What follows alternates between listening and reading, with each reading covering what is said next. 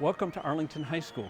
The Grace Gym is going to come alive again September 23rd between 10 and 3 for the all-class reunion celebration that's going to be a homecoming celebration. Very special this year.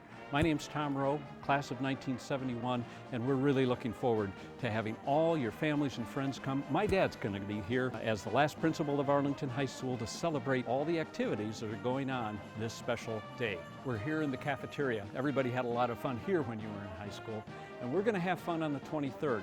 Right behind me is going to be a band playing that afternoon called the Cardinal. They're alums of Arlington, and they're going to be playing hits from 1960 all the way through 1984 when the school closed.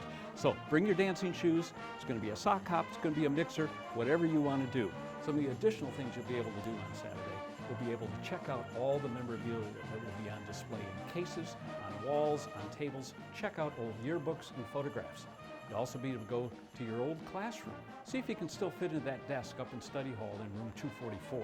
And homecoming wouldn't be homecoming without mums. You'll be able to pick up yours.